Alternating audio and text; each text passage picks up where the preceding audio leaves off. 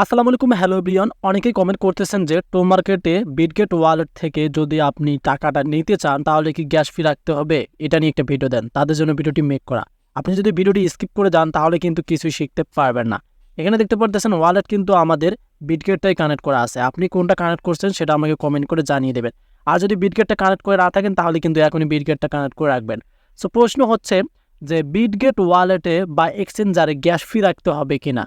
অনেকেই কমেন্টে বলতেছেন $1 বা 2-3 সেন্ট, এরকম কিন্তু আমি কমেন্টগুলো দেখতেছি। এই কারণে ভাবলাম আপনাদেরকে ভিডিওটা দিয়ে আপনাদের প্রবলেমটা সলভ করে দেই। সো এখানে একটা বিষয় খেয়াল করেন, এখানে দেখতে পারতেছেন আপনারা তাদের উইথড্রোর ক্ষেত্রে কিন্তু এখানে দেখতে পারতেছেন টোন অপশনটা শো করতেছে। হয়তো এইটা দেখার পর আপনাদের মাথায় ঘুরতেছে যে আসলেই তারা গ্যাস ফি চাচ্ছে কিনা। এখানে দেখেন withdraw rewards directly to your connect wallet, এটা কিন্তু এখানে রয়েছে। এখন যদি আমরা গেট মোর অপশনে একটা ক্লিক করে দেই, আপনারা একটা বিষয় খেয়াল করেন। সো গেট মোর অপশনে ক্লিক করে দেওয়ার পর দেখতে পাচ্ছেন এখানে কোথায় নিয়ে যাচ্ছে আমাদেরকে। সো আপনারা চাইলে কিন্তু এখান থেকে টোন ইউজ করতে পারবেন। এখানে কিন্তু আপনারা টোন ইউজ করতে পারবেন। এখানে দেখতে পারতেছেন যে 1 টোন, 0.1 টোন, এগুলো কিন্তু ইউজ করা যাবে, তবে কিন্তু আপনাদেরকে পেমেন্টের ক্ষেত্রে। বাট আপনাদের প্রশ্ন ছিল যে বাধ্যতামূলক আছে কিনা বা গ্যাস ফি দিতে হবে কিনা। তো এখন আমি আপনাদেরকে তাদের যে সাইটগুলো আছে, তাদের যে টাস্ক অপশন আছে সেখানে এসে গেলাম।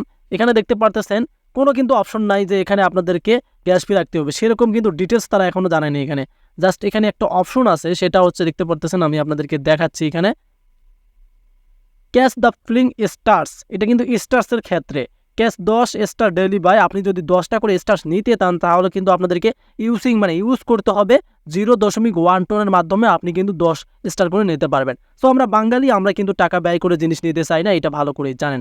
এখন আপনাদেরকে আমি আবার ইয়ারড্রপে নিয়ে যাচ্ছি। সো ইয়ারড্রপে আনার পর আপনাদেরকে দেখাচ্ছি আমি যে এখন এখান থেকে চেক ইউর ইয়ারড্রপ অপশন এখানে একটা ক্লিক করে দেবো। সো এখানে দেখতে পাচ্ছেন আমাদের 3 দিন কিন্তু বাকি আছে। এখানে দেখতে পাচ্ছেন 31শে অক্টোবর কিন্তু এখানে দেখতে পাচ্ছেন শো করতেছে।